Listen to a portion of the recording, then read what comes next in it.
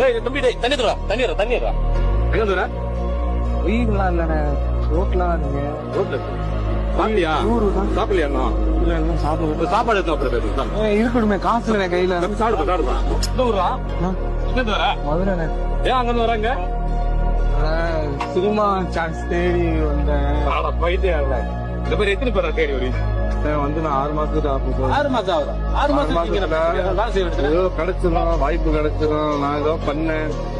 வயிற்றுல அங்க இருந்து வந்து பசங்க விட்டு கஷ்டப்பட்டதெல்லாம் வீட்டுக்கு நம்பருக்கு கால் பண்றியா? இல்லண்ணே வேலை பார்த்துட்டு இருக்கேன்.